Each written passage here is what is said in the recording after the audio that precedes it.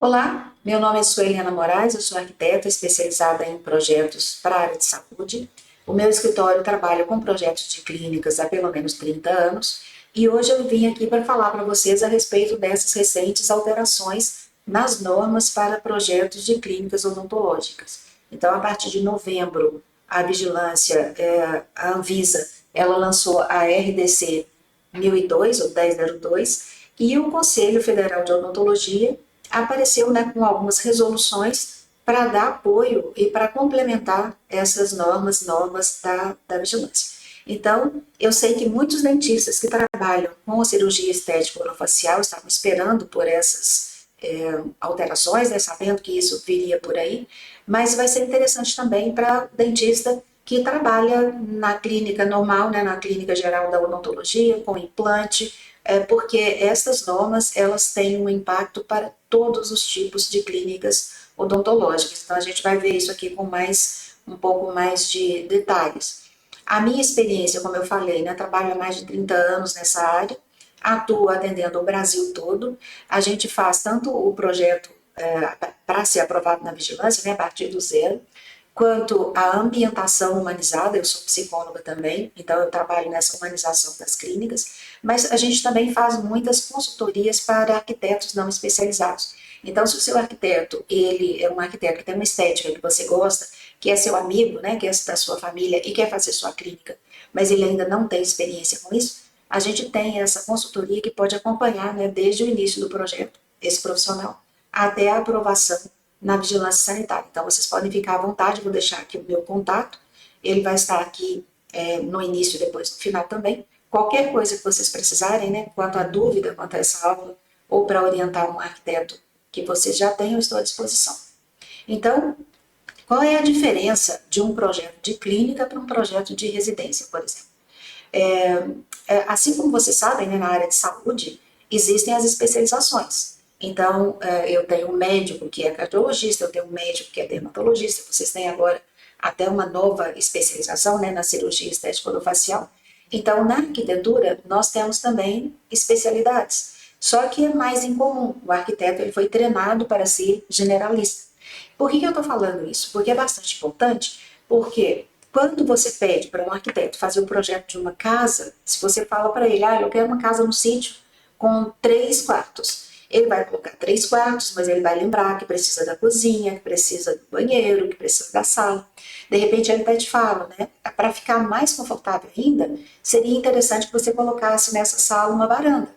Então, isso já é de senso comum, né? São projetos mais comuns, e o arquiteto tem mais costume de fazer, então ele pode te propor algumas soluções que você nem pediu. Quando você pede o projeto de uma clínica, é muito comum, né, como eu convivo muito com profissionais da área de saúde, principalmente médicos e dentistas, é muito comum que esse profissional ele apareça e me diga o seguinte: olha, Suliana, eu quero um projeto de uma clínica com 3 consultórios. Ou então eu estou alugando uma sala para montar uma clínica de 3 consultórios, vê se cabe para mim. Só que tem um detalhe, né? Eu já vi vários projetos nas consultorias que chegam para a gente ajustar, que tem os 3 consultórios, o banheiro, a sala de espera e não tem mais nenhum ambiente de apoio. Então, esse projeto ele não vai passar, ele não vai ser aprovado pela vigilância, porque lá nas normas, mesmo antes de ter essas alterações, né, de novembro agora, são exigidos esses apoios, por exemplo, depósito de material de limpeza, copa de funcionários, sanitário de funcionários. É claro que a gente pode arrumar uma maneira mais interessante, mais fácil de resolver o projeto com algumas desses ambientes de apoio faltando, entre aspas, se a gente resolver a maneira, né, a atividade vai ser feita de outra maneira. Por exemplo, o depósito de material de limpeza eu tenho que ter em todas as clínicas, porque eu tenho que ter um local para guardar pano de chão, para guardar rodo, para guardar balde. Isso é necessário. Mas e se for um consultório odontológico de uma única sala?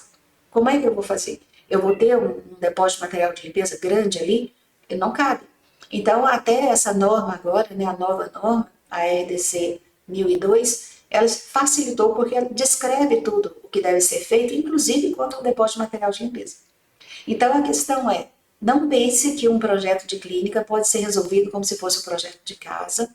tem muitas coisas ali que são exigidas, que precisam ser feitas, e tem algumas outras que nem estão nas normas, mas elas precisam ser feitas para que funcione bem.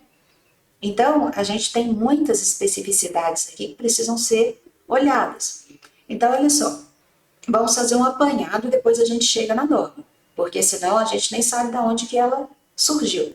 Para se fazer o projeto de uma clínica, nós precisamos pensar o que é necessário, o que é exigido e o que é desejado.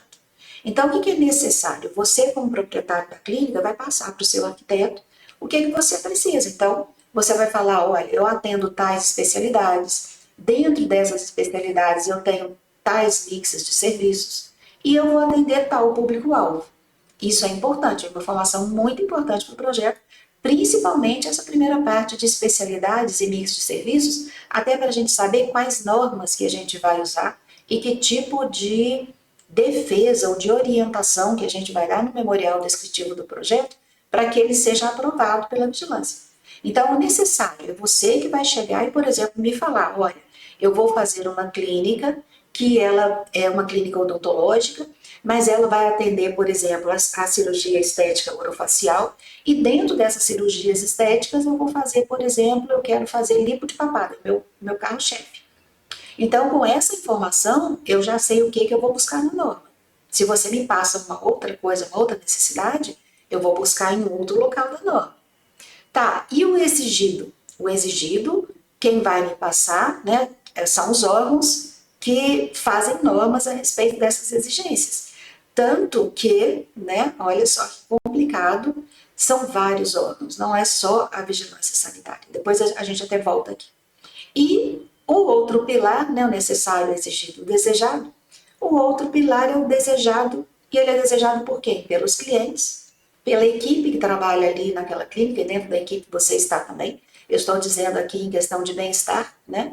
E o que a gente precisa no dia a dia, além das normas. Então, pode ser que a norma não me peça um determinado ambiente, que ela não me peça um determinado armário, mas que você, como profissional que trabalha no dia a dia, naquela especialidade, né, naquela rotina, você sabe que precisa. Então, você sabe, olha, eu preciso de alguma coisa. Vou dar um exemplo para vocês que é muito comum em medicina, principalmente na dermatologia, por exemplo. É muito comum que o médico dermatologista precise de um local para guardar amostras de medicamentos. Então, até os próprios medicamentos. Então, não tem na norma, mas a gente sabe que precisa, então a gente vai falar, olha, é desejado que tenha isso para que a clínica funcione bem. Mas vamos voltar aqui ao que é exigido, porque é daqui, né, é nessa parte aqui que a gente tem o pedacinho que a gente vai falar hoje. Então, quem é que pode exigir coisas, exigir que sejam cumpridas normas nessa área de projeto de clínicas? Eu tenho a vigilância sanitária, né? Eu tenho a prefeitura municipal, são exigências diferentes. A vigilância vai me falar a respeito de dimensionamento, de fluxos, de biossegurança. A prefeitura, ela vai me falar a respeito de ocupação do terreno, se você estiver ocupando o terreno do zero, se você quiser ampliar uma construção dentro de um terreno. O corpo de bombeiros é quem vai me dar a liberação para uso, né, o AVCB, que é um laudo dizendo que está tudo ok com a sua construção, de acordo com as normas de segurança contra incêndio. O Conselho de Classe, no caso de vocês, né, o CFO, vocês viram que ele soltou várias resoluções, então a gente tem que seguir também. O Programa de Gerenciamento de Resíduos Sólidos, o Ministério Público tem várias normas para a proteção dos funcionários, e isso também impacta, né, por exemplo, no vestiário de funcionários, várias coisas de funcionários dentro do projeto da clínica. Eu tenho as normas de acessibilidade, as leis de inclusão, então eu preciso seguir essas NBRs de normas de acessibilidade, principalmente em clínicas, né, em todos os ambientes públicos, mas principalmente em clínicas. Eu tenho normas para projetos complementares, por exemplo, agora existe uma figura de um centro cirúrgico odontológico. Então, o centro cirúrgico odontológico, ele tem normas para o condicionamento de ar, a climatização. Então, eu tenho normas que são anexas, né? A gente fala são normas que elas se juntam e tanto para o projeto de arquitetura quanto para os projetos complementares. E eu tenho também normas do CONAMA, do meio ambiente, dependendo do tipo de esgoto, do tipo de tratamento que precisa ser feito para o que você vai jogar no esgoto, né, a partir da sua clínica. Então, veja só, aqui a gente vai estar falando agora da vigilância sanitária e a RDC 50, que era a anterior, e a RDC 1002, que é essa nova agora. Então, olha só o pedacinho que a gente pegou dentro desse todo que você tem que estar sempre prestando atenção, né, na hora de fazer a sua clínica. Então, vamos pensar o seguinte, até novembro do ano passado, né, até novembro de 2025, a gente tinha a RDC 50, que era de 2002, que já estava bem velhinha, né, precisava ser revisada mesmo, e ela foi feita para se fazer qualquer estabelecimento assistencial de saúde. Principalmente, né, ela era uma norma guia para se fazer projetos de hospitais. Então, você tem um livreto, né, que eu conheço, já decorei até as páginas, tanto que folhei aquilo ali, né, fazendo os projetos, mas ela é um livreto que tem tabelas e que orientam o que a gente poderia fazer para determinado tipo de clínica, para determinado tipo de setor. E o que ela dizia para a odontologia? Então, a RDC 50, ela dizia o seguinte, olha, aqui na parte de atendimento ambulatorial, eu tinha aqui um consultório odontológico, né, um consultório odontológico coletivo, eu tinha aqui um consultório, poderia ter 9 metros quadrados, vocês estão vendo aqui, ele precisava, olha, de água fria, fonte de ar comprimido medicinal, fonte de vácuo clínico. Tá vendo? Então, era esta exigência que eu tinha na norma, e claro que as exigências de sala de espera, de sanitários, mas eu estou dizendo a respeito de consultórios. Então, eu tinha isso, né, que era a única informação que a gente tinha. A outra informação que a gente tinha era para o raio-x odontológico, que é mais ou menos o seguinte, traduzindo, né, resumindo o que está aqui, era se o comando estivesse dentro da sala, 6 metros quadrados. Se ele estivesse fora da sala, 4 metros quadrados. Então, assim, já decorado, né? E tínhamos também, ainda temos, né, porque isso ainda não foi alterado para a medicina, o centro cirúrgico ambulatorial. Então, aqui eram 3 tabelas, e dessas 3 tabelas eu tiraria o que eu precisasse fazer para uma clínica odontológica, sendo que essa última tabela aqui, o centro cirúrgico ambulatorial, ele nem era discutido, né, dentro da odontologia. Inclusive, muitos médicos sempre ficaram muito chateados com isso, porque sempre que eles usavam sedação, sempre que o médico usava sedação, ele precisava de um centro cirúrgico ambulatorial. E o dentista, ele fazia a sedação na sala dele de 9 metros quadrados, que era aquela que foi pedida ali na primeira tabela que eu mostrei para vocês. Então, isso era o que a gente tinha até novembro de 2025. E agora, o que aconteceu? Esta RDC 1002, né, e as resoluções do Conselho Federal de Odontologia, então eles criaram normas específicas para os estabelecimentos de odontologia. Então agora a gente não tem mais que interpretar a RDC 50 para entender o que a gente vai fazer num projeto de uma clínica odontológica. A gente já tem tudo escrito no papel. E, por um lado, isso é muito interessante porque você não tem mais nenhum problema de pensar, será que o fiscal vai aceitar de tal maneira? Será que não? Porque era uma interpretação de uma norma que foi feita principalmente para se projetar hospitais. Só que agora, né, como está escrito, não existe nem mais o que interpretar, você tem que seguir o que está lá, não tem mais o que achar. Então, olha, vamos seguir o que está escrito ali. E o que é que veio, né, o que é que veio nessa norma nova? Ela fez uma classificação dos serviços odontológicos e colocou as necessidades que são específicas para cada tipo de serviço que o dentista oferece, incluindo, né, essa nova especialidade de cirurgia estética orofacial.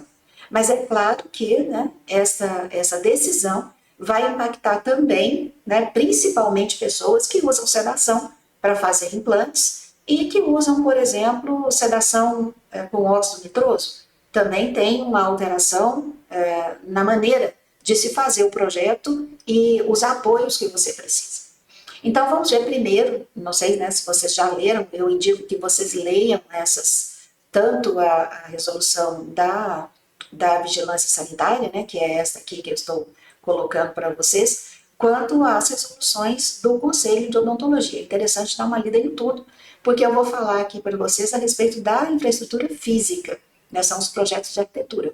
Mas lá vocês têm também vários artigos ali dentro, falando sobre a esterilização, como é que ela deve ser feita, sobre várias coisas. Então, para o dentista, é muito importante ler lá.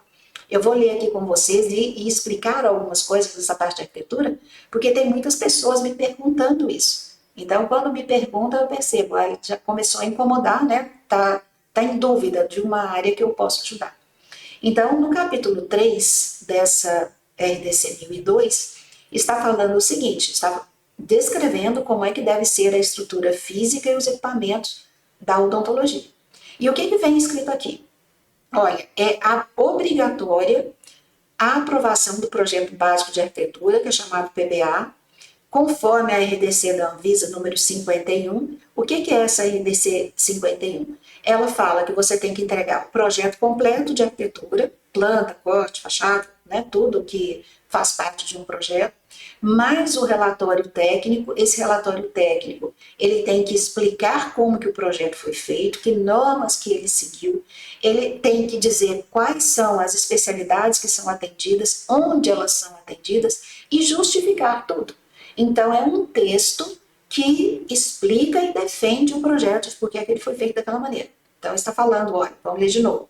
É obrigatória a aprovação do projeto básico, que vai ser entregue de acordo com a RDC 51, que é de 2011, ou a que vier substituí-la, né? Para todo o serviço que presta assistência odontológica. Está vendo aqui? Todo. Tem alguns lugares do Brasil, algumas cidades, que o dentista que tinha um consultório só, ou o que era pessoa física, ele estava isento de apresentar o projeto para aprovação prévia, antes de executar, né, a obra. Só que aqui está dizendo todo, e depois quando você começa a ler o restante, né, você finaliza, você percebe que a vigilância está interessada agora em fiscalizar todos os projetos, mesmo que seja aquele projeto que tem só um consultório, uma sala que tem um consultório odontológico lá.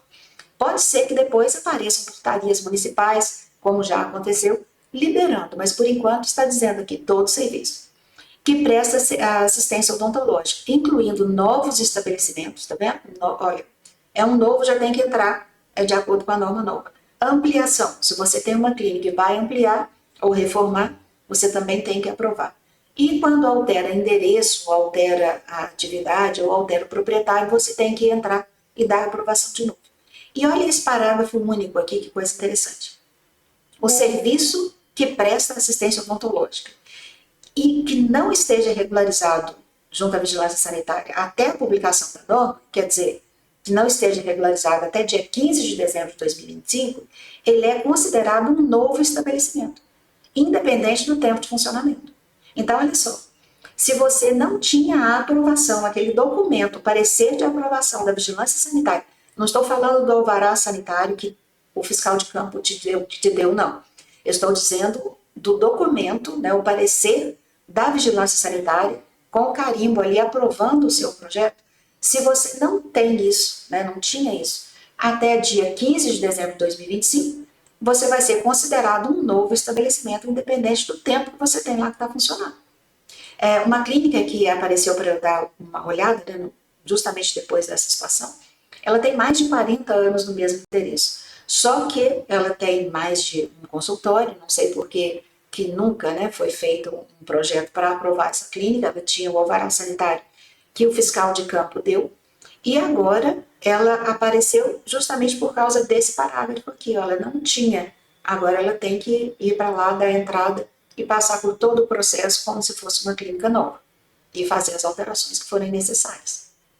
Uma outra coisa bastante importante, esta RDC, ela estipulou 360 dias contados a partir da data de publicação para que todos os consultórios, né, clínicas odontológicas, possam ser ajustados. Então, se você colocar naquele contador de datas do Google, né, dá até dia 10 de dezembro de 2026, todo mundo vai ter que estar já de acordo com essas novas normas. O que é que essas normas falam? Vamos começar aqui nesses detalhes agora. A RDC 1002, né, falando 50 aqui de tanto que eu já decorei ela, a RDC 1002, ela classificou os serviços odontológicos por complexidade. Então, ela falou que tem serviços que têm complexidade A e o serviço de complexidade B. A complexidade A, você pode ter um ambiente, que é uma sala para prestação de assistência odontológica, sem anestesia. Essa sala, então, é uma sala que ela não precisa mais, né, nem de uma equipe, não precisa de uma cadeira, não precisa de todo aquele aparato, porque você não vai nem usar anestesia nessa sala. Então, essa é a primeira classificação, uma sala para atendimento sem anestesia. E a outra foi chamado de consultório individual classe 1, porque ele é uma sala para atender procedimentos sem sedação, nenhum tipo de sedação, nem sedação inalatória, nem sedação endovenosa. Então, esse classe 1, ele é um consultório odontológico normal que atende clínica geral. O consultório individual classe 1 com sedação inalatória, ele tem algumas exigências a mais. Ele tem a mesma área, mas algumas exigências a mais. Eu fiz uma tabela para explicar isso melhor, vou passar aqui à frente daqui a pouquinho, que tem a tabela que fica mais fácil. Aqui eu estou só mostrando os graus de complexidade, né? Como é que foi dividido pela RDC 1002. E foi também dividido aqui um consultório individual classe 2. Esse classe 2 é um consultório que está dando um pouco de dor de cabeça, né, para os dentistas, para entender como é que ele vai funcionar, porque ele é um consultório preparado para sedação endovenosa. Então, ele já é diferente. Olha como que eles estão preocupando com essa situação, né? Se é anestesia local, sem sedação, se é anestesia local com sedação, se a sedação é inalatória, se ela é endovenosa. Então, está ficando mais parecido com aquele centro cirúrgico ambulatorial lá que sempre existiu, né? Na EDC 50, sempre existiu assim, depois de 2002, para os médicos. E tem também o consultório odontológico coletivo. É claro que tem ainda as clínicas de imagem, tem os laboratórios de prótese, mas aqui eu vou focar nesta parte que é o que eu percebi que tem aparecido, né, clientes aqui para a gente com essas dúvidas. E o que surgiu de muita novidade foi essa complexidade B, que é o centro cirúrgico odontológico. Ele é uma figura para a odontologia, né, na arquitetura, ele foi criado para a odontologia, mas ele tem um paralelo que é o centro cirúrgico ambulatorial, que é o que já existia. Então foi criada aqui uma figura de arquitetura para dentro da clínica odontológica, para alguns casos específicos que eu vou mostrar aqui para vocês também. Então vamos dar uma olhada aqui. Olha. Depois seria até interessante vocês tirarem um print dessa tela, porque ela simplifica um pouco o que a norma está falando. Então vamos ver aqui essa tabela. Olha só. Ambiente sem uso de anestesia. Aquele que eu falei para vocês que não precisa mais nem ter a cadeira odontológica. Ele pode ter uma maca, por exemplo. Ele tem que ter, olha, uma área mínima de 7,5 metros quadrados. Ele pode ter uma iluminação natural. Então, está escrito aqui a iluminação natural. Ok, ele pode ter uma janela, né? Ele não precisa ter ar-condicionado. Agora, se ele tiver um condicionamento de ar, ele tem que seguir essa norma. Olha, NBR 7256, que é a norma, que é uma norma nova para climatização, né, condicionamento de ar de áreas de saúde. E precisa de segurança eletrostática? Não. Fonte de oxigênio? Não. Fonte de vácuo clínico? Não. Então, olha só, este ambiente é o mais simples, 7,5 metros quadrados.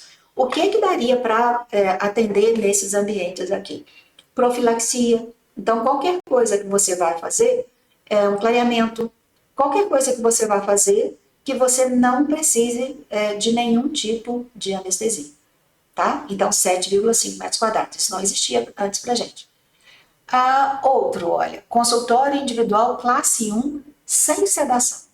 Este é o que a gente estava acostumado, olha, 9 metros quadrados, com uma dimensão mínima de 2,20.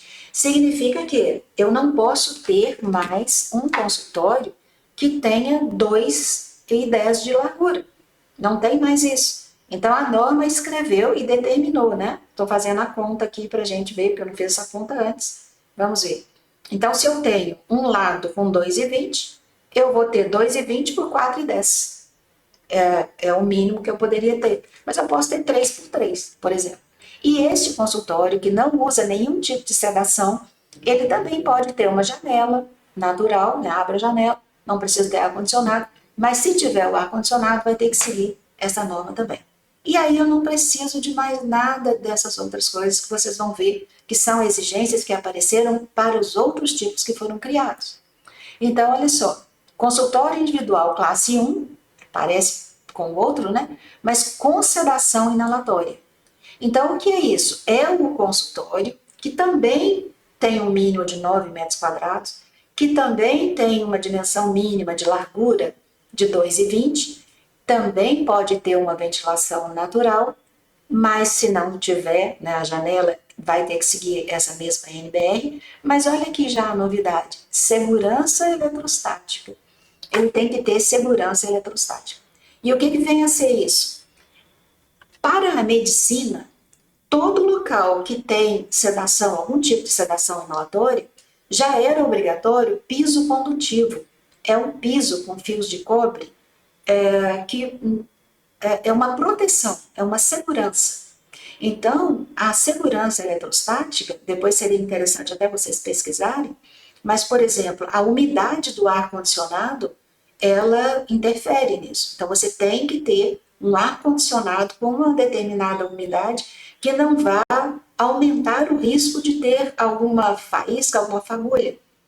Você tem que ter aterramento dos seus equipamentos.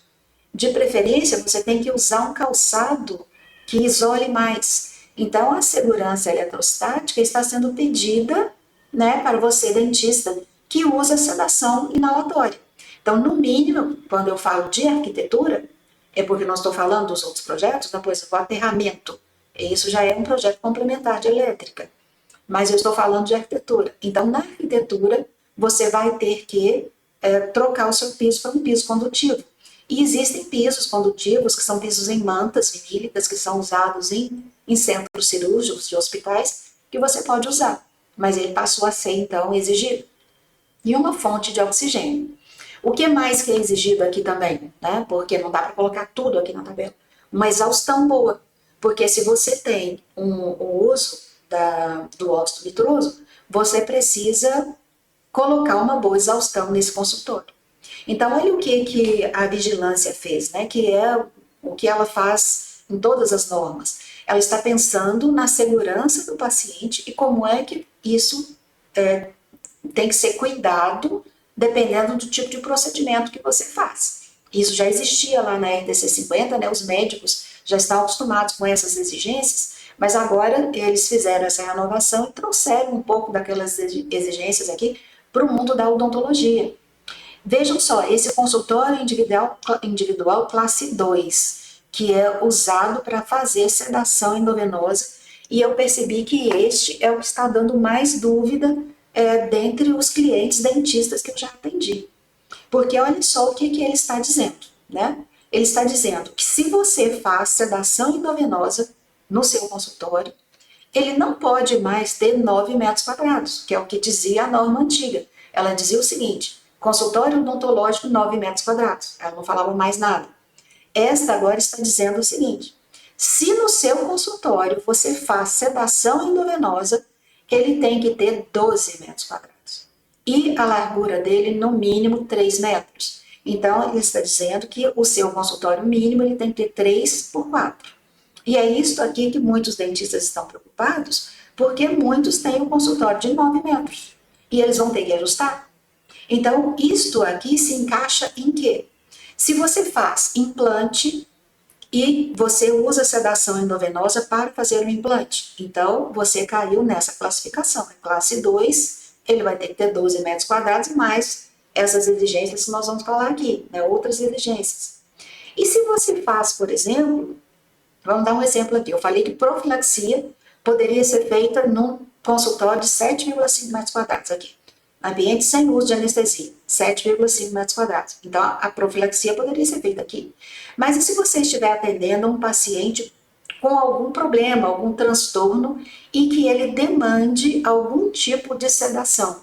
Por exemplo, ele demanda uma sedação para fazer a profilaxia que seja uma sedação inalatória. Então, olha, não é por procedimento, é pelo tipo de anestesia, o tipo de atendimento que você dá para fazer aquele procedimento. Porque se você for fazer a profilaxia usando sedação inalatória, por causa de características do paciente, então você não vai estar ali naquele de 7,5 mais, você cai aqui nesse de 9, né, de 9 metros quadrados, que precisa do piso condutivo.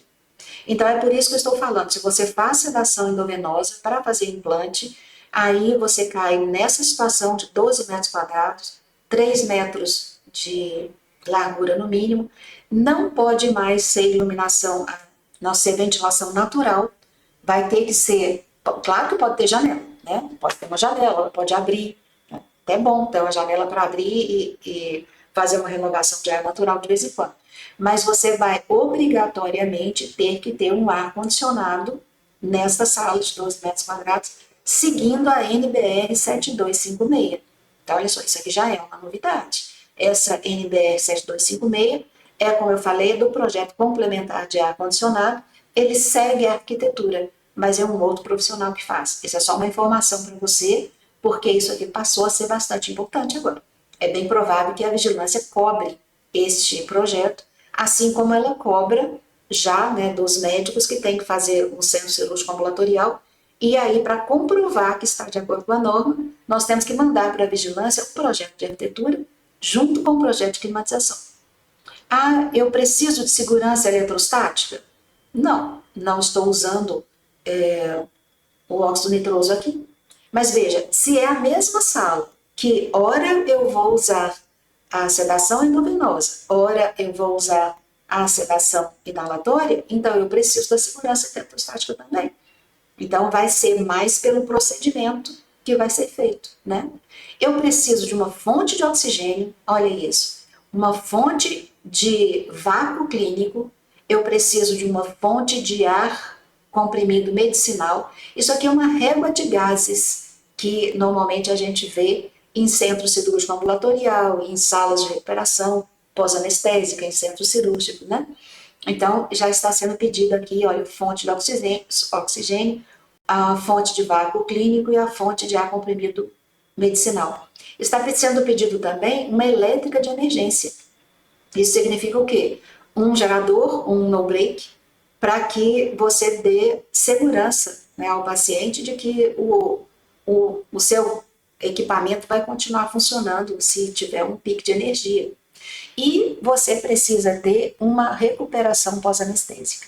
Então, a sala de 12 metros quadrados, ela demanda uma recuperação pós-anestésica.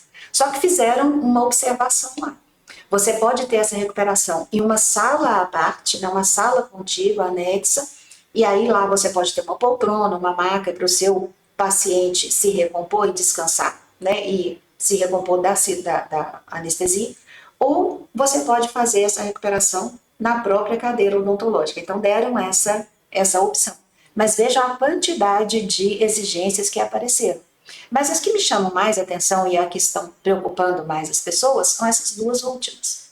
A porta desta sala de 12 metros quadrados, onde você faz a sedação endovenosa, ela tem que ser agora uma porta que dê espaço para sair com o paciente em caso de intercorrência. Então você precisa de uma porta larga, não é mais uma porta de 80 metros, de 80 centímetros, é uma porta a nível hospitalar, né, uma porta de 1,10 m, de vez em quando a gente usa até portas maiores com 1,20 m, mas você precisa ter essa porta para garantir que se tiver uma intercorrência devido à sedação, você tem como sair com esse paciente para levá-lo para um hospital para ter um atendimento. Só que quando a gente tem esse tipo de exigência, nós precisamos também de uma rota para sair com essa maca. Então é claro que essa norma ela ainda é nova, a gente ainda vai ter um tempo para se acostumar com ela, mas sempre que é pedido, né, fazendo uma analogia com o restante das normas que já existem, sempre que é pedido para um profissional uma saída de macas, uma rota de macas, nós estamos falando em corredores mais largos e nós estamos falando em elevador de maca.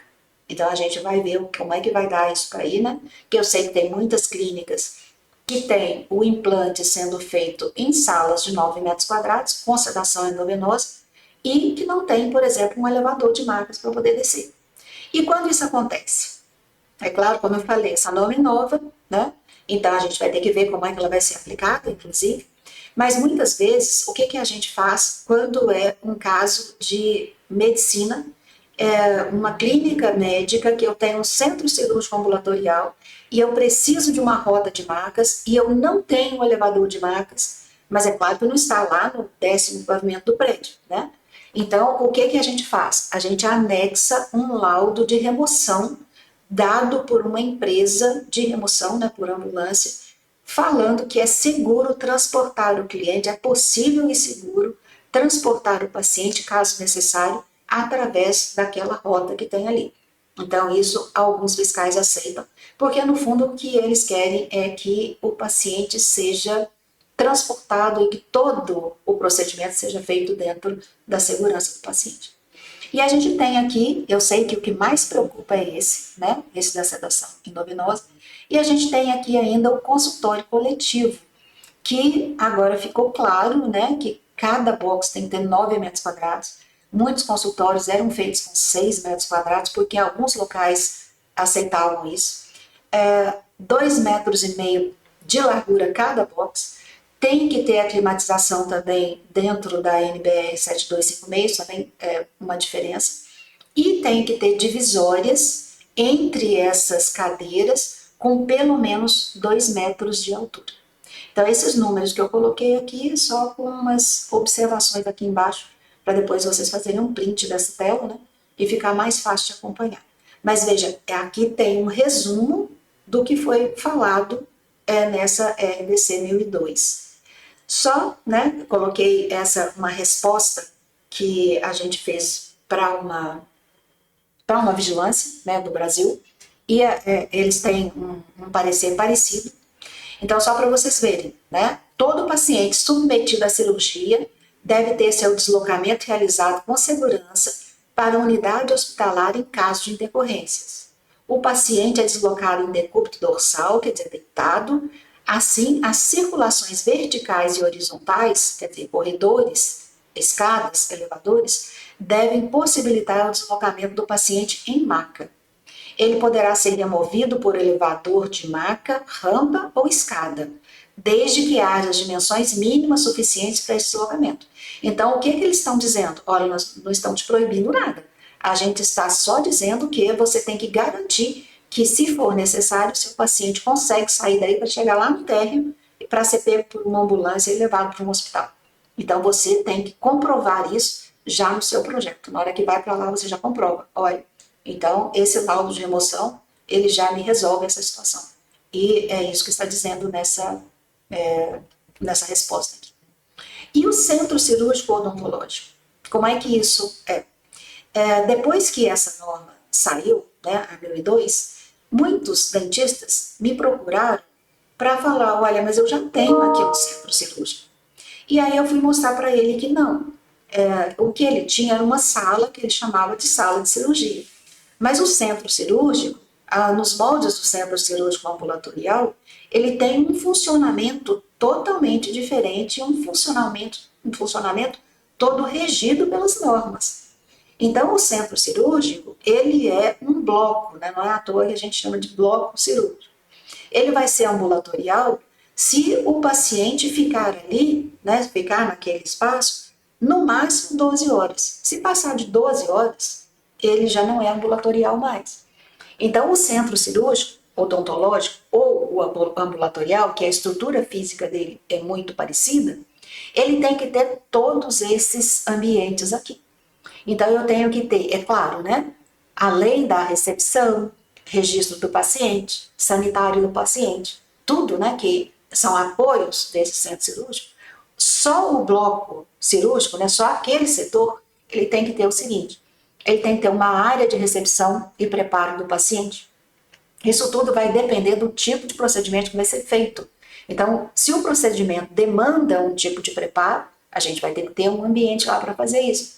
Eu tenho que ter uma área administrativa ou uma área de registro. Isso pode ser a área de registro da clínica como um todo, né, que eu vou registrar o paciente. Mas a partir daqui, vestiário de barreira, isso faz parte do bloco. Esse vestiário de barreira, ele é mesmo uma barreira, não tem como entrar no bloco sem passar por esse vestiário. Então, o profissional dentista, o profissional médico, ele passa por dentro desse vestiário, se paramenta e, em seguida, ele entra no bloco. Então, é uma porta para a circulação normal, passo por dentro do vestiário, a outra porta estou dentro do bloco. E o paciente, ele passa por aqui também. Então, o paciente, ele também passa pelo vestiário de barreira e entra no bloco. Se eu tiver mais de duas salas, né, se eu tiver mais de uma sala, se eu tiver de duas salas, 3 para mais, eu preciso ter um vestiário feminino e um masculino. Ele pode ser compartilhado com profissionais e pacientes. Em algumas clínicas, né, como eu falei lá no início, dependendo do seu público-alvo, pode ser que a pessoa não aceite. Então, o paciente, pode ser que a gente tenha, né, como eu falei, para além da norma, para que funcione bem, você pode pensar em um vestiário feminino, masculino para os profissionais que trabalham no bloco, e um vestiário para os pacientes. Fica muito bem resolvido. De vez em quando a gente não tem espaço para isso. A norma pede um vestiário feminino e um masculino.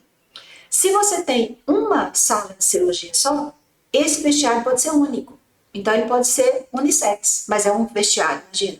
Vão entrar todos os profissionais por ali, todos os clientes vão entrar por ali também.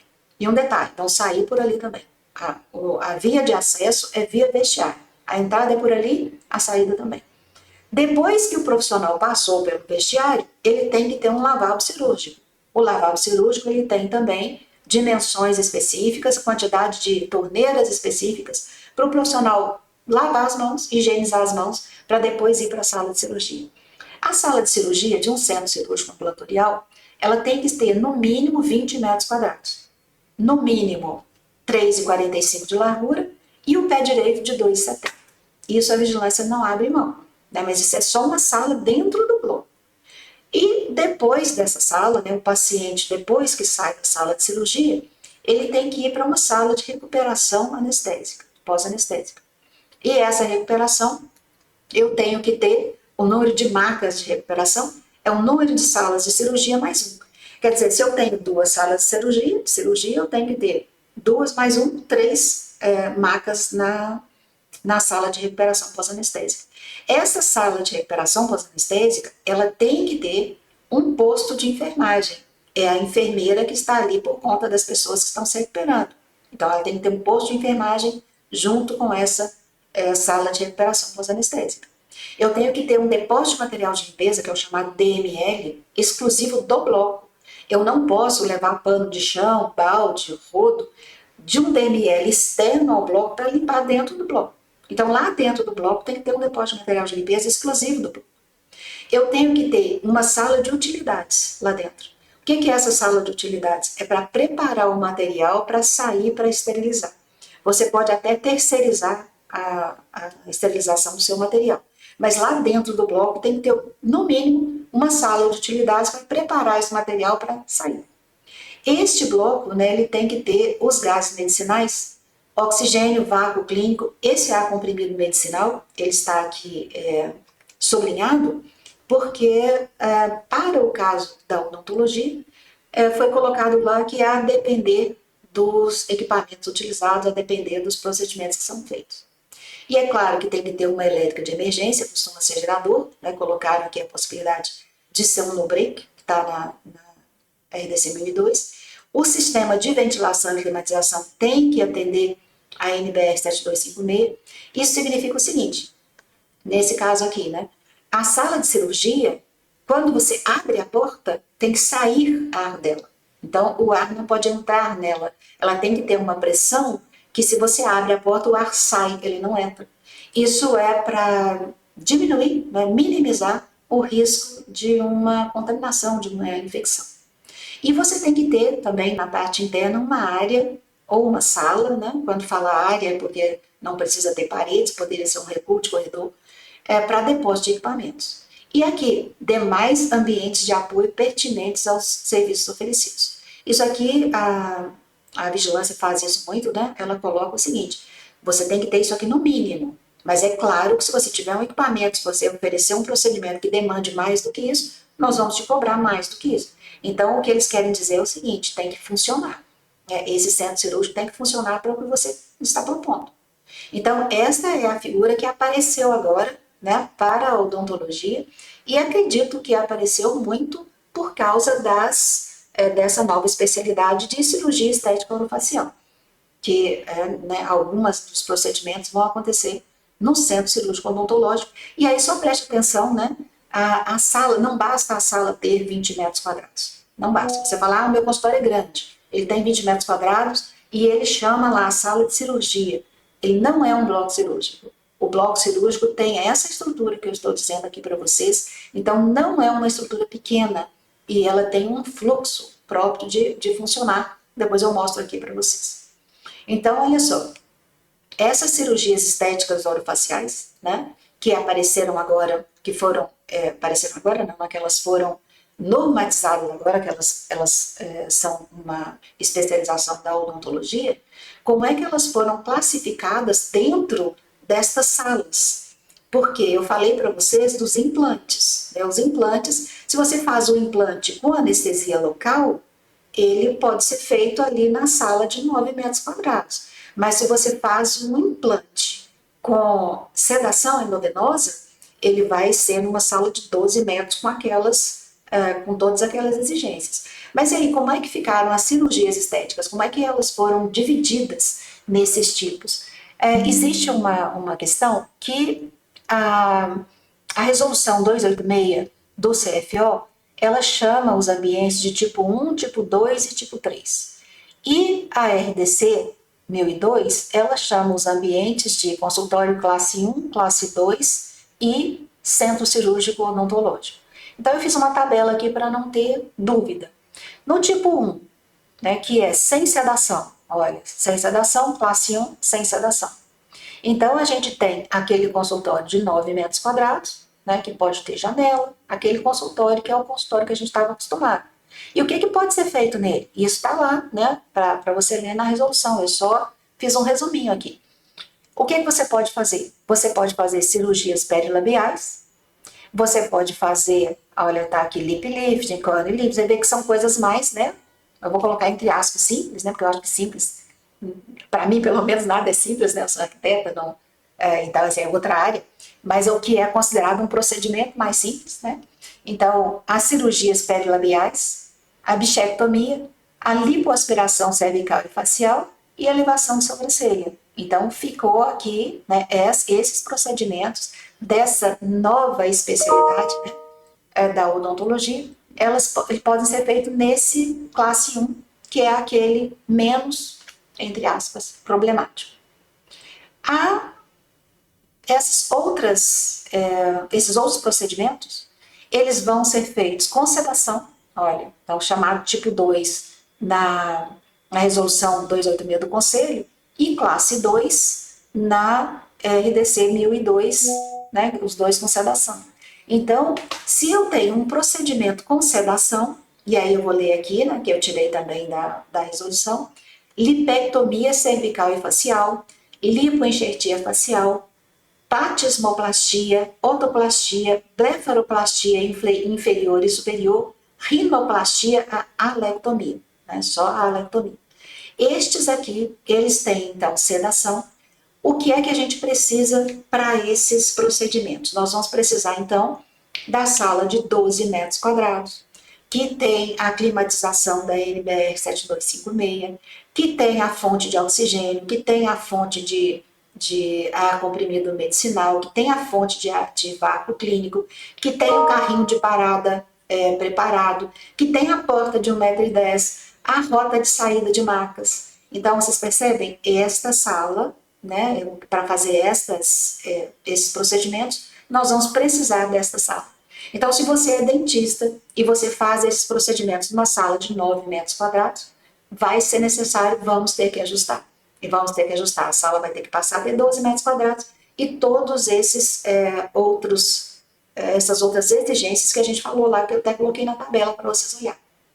Tá, e aí? E o centro cirúrgico ambulatorial, centro cirúrgico odontológico, que é igual ao ambulatorial, ele vai ser usado para qual tipo de procedimento? Então, ele vai ser usado, ele também usa sedação. Né? Mas o que eles colocaram? O que o conselho colocou? Ele deve ser usado se você faz cervicoplastia. Então, você faz cervicoplastia, não adianta, não vai dar para fazer na sala de 12 metros. É com sedação, mas não vai ser na sala de 12 metros, porque vai deixar muito claro que esse procedimento vai ser feito no centro cirúrgico odontológico. E se você faz ritidectomia e rinoplastia dessas outras, porque separaram em ABC, né? E a osteoplastia, condroplastia nasal. Então, estes procedimentos aqui, você vai precisar de um centro cirúrgico ambulatorial, que é toda essa estrutura aqui. Então, muitos locais, muitas clínicas vão precisar desses ajustes. E as que forem construídas a partir de agora, já vão ter que ser construídas, né? Tá bom, né? Já constrói tudo direitinho, porque tá tudo escrito, fica até fácil de seguir. Coloquei aqui de novo, né? Só para vocês verem a sala de 12 metros quadrados, tudo que é exigido para ela. Então, eu vi que muitos procedimentos que são muito feitos, né? Eles caem nessa classificação aqui da sala de 12 metros quadrados. Aqui eu coloquei um esboço que quando a gente, né, arquiteto, vai começar a fazer um projeto, eu pelo menos faço isso, né? Eu trabalho fazendo primeiro um esboço à mão. Antes do esboço à mão, eu faço um mapa, né, um fluxograma de bolhas, que é mais ou menos isso aqui. Eu marco as bolhas, os setores, o que eu preciso fazer para eu entender melhor quando eu estou fazendo alguma coisa com a qual eu nunca trabalhei. Agora, um centro cirúrgico ambulatorial, um centro cirúrgico odontológico, ele mudou de nome, né? Ele tem esse nome odontológico, mas ele tem uma figura muito parecida ali com o centro cirúrgico ambulatorial. E eu coloquei uma aqui para vocês verem. Isso eu faço com uma frequência muito grande. Então, eu montei só para vocês terem uma ideia. Lembra que eu falei, olha, qualquer pessoa que for entrar no centro, vamos imaginar que esse aqui é o bloco cirúrgico, o centro cirúrgico odontológico. Qualquer pessoa que for entrar nesse bloco, então eu tenho aqui uma circulação, inclusive a circulação de um bloco cirúrgico, ela tem que ter 2 metros de largura, né? Não é 1 metro que as pessoas costumam colocar, não é 90 centímetros que se tem em apartamento. Na clínica, o mínimo de circulação é 1,20 m de largura, mas dentro do bloco, dentro do centro cirúrgico, são 2 metros de largura. Então, olha, para eu chegar nessa circulação de 2 metros de largura, eu, se for profissional, né, da área, dentista, eu vou entrar pelo vestiário de barreira, me paramentar, depois eu venho aqui, lavar as mãos e depois eu vou para a sala de cirurgia. E se eu fosse paciente? Eu, paciente, vou entrar pelo vestiário, vou me paramentar, já fiz o preparo, se não, né, o preparo, a gente tem que ver que tipo de procedimento que é, mas imagine, já fiz o preparo, entrei, vou para a sala de cirurgia. Depois da sala de cirurgia, venho para a recuperação pós-anestésica, onde tem também um posto de enfermagem, e daqui eu vou sair para ir embora, passando pelo vestiário de barreira de novo. O profissional também, depois que ele sai da sala de cirurgia, vai passar pelo vestiário de barreira de novo. E aqui tem uma porta, é uma porta larga, a gente costuma colocar essa porta 1,5 m, 2 metros de largura, abrindo para fora. Ela é uma saída de emergência, ninguém entra por aqui. Isso é uma saída de emergência, que é justamente, teve uma intercorrência na sala de cirurgia, na recuperação, tirar esse paciente na maca, passando por essa, então é por isso que ela chama saída de emergência. Tudo, nada entra por aqui, né? Ela só vai ser uma saída. Todos entram e saem pelo vestiário. E o restante, depósito de material de limpeza, para limpar o bloco. Arsenal, é um arsenal que pode ser de equipamentos ou de medicamentos para o bloco. A sala de utilidades, para preparar material que foi usado na sala de cirurgia para ser esterilizado fora do bloco. Ou aqui dentro pode ter uma central de material esterilizado também. E o conforto médio, né? Esse conforto, ele não é pedido na norma, mas a maioria dos profissionais pede que ele exista, porque as pessoas ficam trabalhando aqui por muito tempo e gostariam de ter um local para descansar. Então, esse é um modelo de centro cirúrgico ambulatorial que é muito parecido, né, com a figura que foi criada agora de um centro cirúrgico odontológico. Uma nova exigência, né? Não uma nova exigência, porque isso a gente tinha que fazer uma interpretação. Mas agora, como está escrito, a gente tem que seguir direitinho, porque está escrito, não tem mais que interpretar e tentar convencer o fiscal de uma coisa diferente. Né? Ele vai falar, não, está escrito lá, você tem que seguir. Então, as exigências para sanitários. Se você tem um consultório individual isolado, você é aquele dentista que tem uma sala e tem um consultório lá, é só a sua sala e não tem outra sala, né? É um conjunto que foi usado para montar um consultório odontológico. Então, você pode ter um único sanitário, que também pode ser usado como depósito de material de limpeza, desde que montado apropriadamente. Né? Você não pode lavar o pano de chão no lavatório onde as pessoas lavam as mãos. Então, você tem que ter ali dentro um armário para guardar rodo, balde, vassoura, material de limpeza. Isso tem que ser montado, mas você pode compartilhar o sanitário, o depósito de material de limpeza, desde que seja organizado para isso. Se a clínica é uma clínica com até 2 consultórios, ela pode ter um único sanitário que vai servir tanto para os profissionais, para a equipe, quanto para os clientes, e esse sanitário tem que ser um sanitário PCD. Tá? Então, tem que ser um sanitário preparado de acordo com a NBR 9050 para pessoas com deficiência. Então, esse é o único sanitário, mas ele tem que ser PCD. Se a sua clínica tem 3 ou mais consultórios, olha só, já está claro aqui, porque antes era uma coisa que as pessoas falavam, vê se o fiscal aceita, porque não estava claro, mas agora está claro. Se a sua clínica tem 3 consultórios ou mais, você tem que ter os sanitários separados para usuários e funcionários. Então, tem que ter no mínimo, né? O sanitário de usuários, os clientes, o sanitário de funcionários e pelo menos um deles tem que ser para pessoas com deficiência. E o consultório coletivo, que tem aquela figura, né, de box de 9 metros quadrados, várias salas numa sala só. A gente tem que ter sanitários separados por gênero e distintos para usuários e funcionários, e pelo menos um PCD. Então, eu tenho que ter sanitário feminino e masculino. Veja que as exigências vão aumentando, né, dependendo da complexidade da clínica. E isso aqui está chamando bastante a atenção também dos dentistas, né, que têm conversado comigo, que quando você tem um edifício de muitos pavimentos, antes, o que a gente conseguia aprovar na vigilância? Que você tem uma clínica, por exemplo, no 5º pavimento, e você não tem um sanitário PCD dentro da sua clínica, e tem na portaria do prédio, de uso comum. Então, a gente conseguia aprovar, falando, olha, eu não tenho aqui, mas eu tenho um lá na portaria, e a vigilância aceitava. Agora está claro nessa norma que ela vai aceitar que o sanitário PCD seja fora da sua clínica somente se ele estiver no mesmo pavimento da clínica. E a gente sabe que tem alguns prédios que são mais antigos, né, que não tem. Então é uma questão que se você não tem esse sanitário no mesmo pavimento e a vigilância passando a cobrar dessa maneira, você vai ter que fazer o sanitário dentro da sua clínica. Um sanitário cuidado com isso, gente, porque eu tenho visto muito sanitários que a pessoa coloca lá as barras, sabe? Coloca um punhado de coisa e fala que ele é um sanitário PCD. O fiscal não vai se enganar com isso. Existe uma norma, existem medidas, existem posição para colocar a barra, existe a posição certinha para colocar o vaso sanitário e o lavatório. Não adianta você pegar um sanitário e falar que ele é PCD só porque ele tem barra lá. Então ele tem que ser PCD mesmo, né? Seguir as normas e ficar de acordo. E uma observação, né, que tem lá no finalzinho dessa norma nova, da 1002, e fala, inclusive, dos procedimentos, é por isso que eu acho que vocês deveriam ler a norma toda, mas o que é que impacta na arquitetura? Também, mais uma vez, a gente já fazia assim, né, por interpretação da RDC 50, só que agora está escrito, não tem mais como a pessoa querer fugir disso, está escrito aqui, está certinho, né? Então colocaram tudo escritinho aqui para a gente seguir.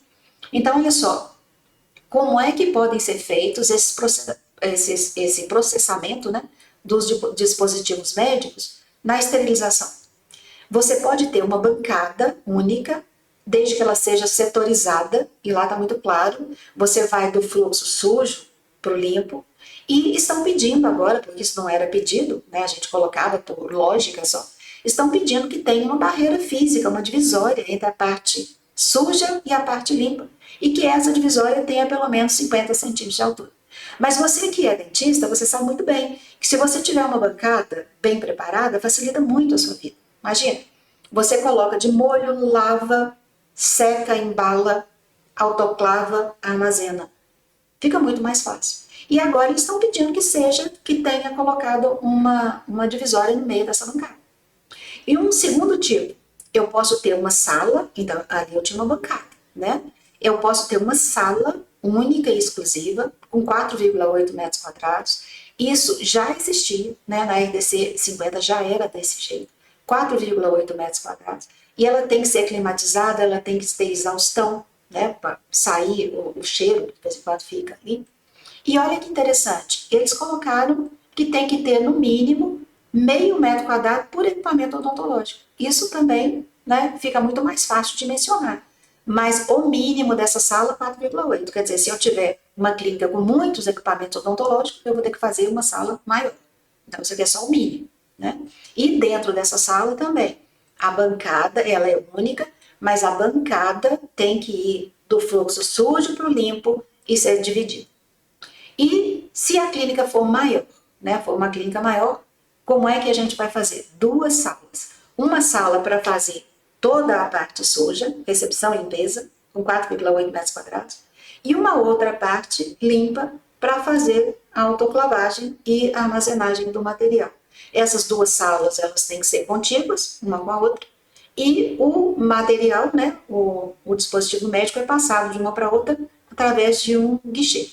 Então, isso também já existia. Essa é a CME simplificada, que existia já lá na RDC 50, mas que aqui ficou muito claro, né? Porque antes, quando era um consultório, uma clínica odontológica, existia muita dúvida de qual delas seria usada.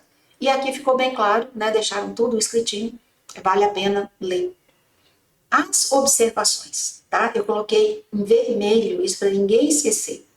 Aprove o seu projeto antes de executar a obra da sua clínica. Isso é importante demais. Principalmente depois da pandemia, a gente tem atendido aqui no escritório muitas consultorias de ajustes de clínicas que já estão prontas, tanto clínicas médicas, odontológicas, hospitais veterinários. A gente tem atendido muito isso. E o que tem acontecido? A pessoa fez um projeto, executou a clínica, mandou o projeto para a vigilância. Só que o projeto estava cheio de problemas. E quando a vigilância viu, pediu para alterar. Só que quando você vai alterar no papel é uma coisa. Agora está construído, está decorado. E você tem que quebrar para refazer. Então, olha só. A norma fala muito claramente. Você tem que aprovar o projeto, que é uma aprovação prévia. Então, você faz o projeto, manda para a vigilância, aguarda a aprovação e depois você vai executar. E se você falar, eu não tenho tempo para isso, eu tenho que fazer, porque a vigilância vai demorar. Então, o que é que você tem que fazer? Você tem que ter um projeto que seja figura de livro, sabe? Aquela figura de livro que você fala, olha, se pegar o fiscal mais exigente que tem no Brasil inteiro, ele vai olhar aqui e vai falar parabéns, não tem nada, tem uma porta que eu quero mudar de lugar. Aí sim, essa você pode até pensar em construir. Mas se existe alguma coisa ali que possa ser questionado, né? Por exemplo, um corredor com menos de 1,20 m, não faça isso. Não faça porque na hora que bater lá, eles vão pedir para mudar. E aparece muito, né? Corredor com 90 centímetros, porque é o comum de se ter em casa e de se ter em apartamento. Mas lembra que eu falei lá no início que o projeto de residência é muito diferente do projeto de uma clínica? Então, olha só, desconfie, tá? Projeto com um corredor com menos de 1,20 m. Projeto agora, né, de odontologia, ele todo com salas de 9 metros quadrados. Então você vai falar, não, vou trabalhar só com clínica geral, não vou fazer nada diferente aqui. Ok. Então todo o piso é igual? Você fala, gente, mas eu vou usar óxido nitroso, então esse piso aqui tinha que ser de um piso condutivo? Não, eu vou fazer implante zigomático, eu vou precisar de uma sedação. Então você já fala, essa sala não pode ser de 9, tem que ser de 12.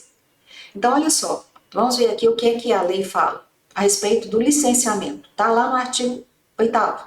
O serviço que presta assistência odontológica só estará habilitado a funcionar depois de concedida a licença sanitária inicial pela autoridade sanitária competente. Significa o quê? Manda o projeto para ser analisado. Manda lá, porque senão você vai ficar sem o seu alvará sanitário. E se você tiver que reformar, você vai gastar muito com isso.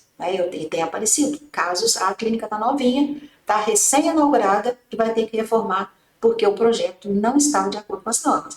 E nem é de acordo com as normas novas, não. É de acordo com a NDC 50 mesmo, ele já não encaixava lá. E lá no finalzinho, no artigo 113, tem essa SDBPF, Série de Documentos de Boas Práticas de Funcionamento. Então, tem uma enormidade lá de documentos, né, que vocês têm que ajustar, né, tem que colocar em dia para a clínica funcionar direitinho e estar tudo de acordo. Mas eu coloquei aqui esse artigo, olha o que ele está escrito. A SDBP deve ser adequada à realidade e assistência prestada no serviço e contar minimamente. Olha o primeiro item. Projeto básico de arquitetura aprovado pela Vigilância Sanitária competente. Então, assim, faça o seu projeto de acordo com as normas. Presta atenção nisso. Depois que ele foi aprovado, ele recebe um carimbo ali, né? Recebe um parecer de aprovado. Então, o projeto tal, de acordo tal, está aprovado, de acordo com o parecer tal, na data tal. Ajunta tudo isso, é um documento que você tem que guardar na sua clínica para sempre, até ela ser reformada quando ele for substituído por outro projeto aprovado. Então, ele é o primeiro item que está lá, na série de documentos. Então, coloca isso. E eu coloquei aqui, tem uma referência que eu li ali para vocês, a RDC número 51, né, de outubro de 2011, ela é a RDC que fala como que um projeto de arquitetura tem que ser apresentado para ser avaliado pela vigilância sanitária. Porque de vez em quando acontece também, a pessoa manda só uma planta para lá. Aí o que o fiscal vai fazer? Ele pode demorar um tempo para te devolver, porque eles têm uma sequência, né, de trabalhos para fazer, mas ele vai te devolver a planta falando, olha, me manda o projeto de acordo com a RDC 51. E o que é isso? É o projeto de arquitetura completo. Então, plantas, cortes, fachadas, planta de situação, planta de cobertura, um projeto completo de arquitetura. E, junto com isso, um relatório técnico, é o que eu falei para vocês, que é um relatório, é um texto. Inclusive, esse texto é o momento que a gente tem para explicar o projeto para o fiscal, para mostrar como que a gente fez e para comprovar para ele. Então, eu vou falar lá o seguinte, olha, a sala tem 12 metros quadrados, por que aqui o dentista faz, por exemplo, implante com sedação? Ou então, por exemplo, ele faz essa cirurgia estética facial aqui com sedação, ela não demanda um centro cirúrgico odontológico, então eu já vou justificando tudo isso no relatório técnico. E junto com isso, eu mando um registro de responsabilidade técnica, dizendo que eu sou a arquiteta responsável pelo projeto da sua clínica, enquanto a sua clínica existir, até que ela seja reformada por outra arquiteta. O que significa isso? Significa que, se acontecer um erro na sua clínica, quem é que vai ser responsabilizado? Você que é proprietário da clínica, eu que fiz o projeto, o fiscal que aprovou o projeto. Então é por isso que o fiscal da vigilância sanitária, ele não vai aprovar um projeto que ele não acredita que está de acordo com a segurança do paciente, porque nós somos corresponsáveis nessa situação, né? Então é por isso que, para todo mundo, é melhor que o projeto esteja de acordo e olha, fazer um projeto bem feito de acordo com as normas dá tanto trabalho quanto fazer um que não está de acordo com as normas. Não é só a gente conhecer as normas direitinho e ter uma certa experiência, principalmente na parte, nessas que são mais complexas, né? Que envolvem um centro cirúrgico, uma sala com uma saída de roda de macas, uma coisa do tipo assim. Mas em termos de tempo e de espaço, é praticamente a mesma coisa, né? A arquitetura é um joguinho de encaixe e você tem só que saber como encaixar, né? Se você encaixou da maneira correta, está tudo ali de acordo com as normas, né? É muito mais tranquilo você fazer de uma vez só. Então, por isso que eu coloquei aqui em vermelho, porque infelizmente, né, a gente tem tido muito mesmo, muito retorno de, depois da pandemia, muitos arquitetos começaram a trabalhar nessa área. Eu acho que tem espaço para todo mundo, só que as pessoas precisam se habilitar para trabalhar nessa área. Então não é a mesma coisa de fazer um projeto de prédio, não é a mesma coisa de fazer um projeto de casa, e a gente tem uma responsabilidade muito grande, né? Imagina, a clínica funcionando, ter que parar para fazer uma reforma, porque o projeto não foi feito de acordo com as normas desde lá o princípio. Então essa que é a grande questão, tá? Então voltando aqui para amarrar, só para mostrar para vocês, né? Então na hora que vocês vão fazer o projeto da sua clínica, imagina que você vai montar uma clínica nova. Então você tem que pensar, gente, o que eu preciso? Quem vai pensar o que eu preciso, o que é necessário, é você, né? Então você vai me falar, olha, Soliana, eu vou fazer aqui a cirurgia estética orofacial. Aí eu pergunto, com qual complexidade, doutor? Ah, você vai fazer cervicoplastia? Aí você fala, não vou fazer não. Então a gente começa a pensar, não, então você não precisa de um centro cirúrgico, vai precisar daquele outro tipo lá. Então, assim, o público-alvo, né, que eu falei para vocês, imagina, vai fazer cervicoplastia, peguei aqui um nome, né, que eu lembrei aqui agora, vai precisar do centro cirúrgico. Aí eu posso dizer para você, olha, o seu público é um público mais sofisticado, é um público mais exigente. Então, esse público, provavelmente ele não vai gostar de passar pelo mesmo vestiário que você vai passar. A gente tem espaço aqui, quem sabe a gente faz um vestiário que seja específico para o cliente. Então, esse necessário ele tem que ser discutido e ele vai nos jogar no que é exigido. Então, ele vai nos dizer quais as normas que nós vamos ter que procurar para seguir. E como eu mostrei para vocês, né, a gente falou aqui só desse pedacinho. A gente tem esse outro todo aqui para dar conta no projeto, né, no projeto de clínica, no projeto, eu digo clínica aqui, mas quando tem um centro cirúrgico, quando tem uma internação em um hospital dia, né, já passa a ser um pequeno hospital. E a gente tem que ver esse desejado, que né, nesse desejado já entra, por exemplo, o exemplo que eu dei ali do vestiário de barreiro, né, que pode ser desejado pelo cliente, um cliente mais sofisticado, um cliente mais exigente, que não queira passar pelo mesmo vestiário que o dentista passou, né? Aí, sei que falei muito, né? Falei muita coisa, eu sei que muita gente aí, a gente tem esse recurso agora de assistir com 2x, né? 2 vezes. Então, assim, não me traumatiza, eu também faço isso. Mas olha só, muita coisa, falei muita coisa, é um conhecimento assim, acumulado de muito tempo, né? De trabalhando com essa área. Então, parece muito complicado. Ai, eu falo, nossa, que maluquice, que complicação isso. Falta de marca, faz isso, faz aquilo. Mas não é complicado, é complexo. É complexo, mas é tranquilo de fazer. Tá? É só você pegar o fio da meada, falar no OMS, tem que fazer isso, é tal procedimento, é isso que precisa, é isso que é exigido, é isso aqui que é desejado, vamos juntar isso tudo, vamos fazer um projeto. E eu vou estar à disposição de vocês. Tá? Eu fiz essa aula a pedido da doutora Ângela Tiburski, que trabalha nessa área, né? E ela me pediu principalmente porque, junto com os clientes, meus clientes que estão cheios de dúvida, né, os clientes dentistas, os alunos dela estão cheios de dúvida também. Então, eu estou à disposição para quem quiser tirar dúvida comigo, estão aqui. Esse é o meu celular pessoal, pode ficar à vontade. E como eu disse, né, se você tem um arquiteto trabalhando no seu projeto e ele estiver com alguma dificuldade, eu dou aula, eu adoro ensinar, para mim é super tranquilo.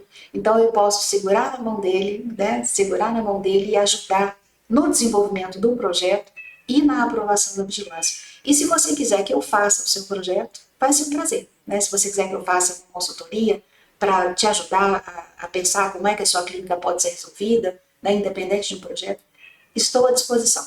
A gente pode entrar em contato comigo e foi um prazer falar aqui para vocês. É claro que essa norma, como eu falei, ela é nova, ela ainda a gente vai ver ainda como que ela vai ser aplicada, mas eu achei que ela está muito bem explicada, né? Uma norma complementa a outra e ela está muito bem explicada, não tem muito ali espaço para interpretação, então a gente tem que seguir o que está escrito, né? Porque se está escrito ali, porque já discutiram, já resolveram como é que vai ser, então agora é seguir e colocar tudo de acordo. E lembra, tá, gente, que a gente tem até dezembro para fazer isso. Não é até dezembro, eu não entendo que até dezembro você tenha que estar com uma obra pronta. Isso seria, né, desumano, inclusive.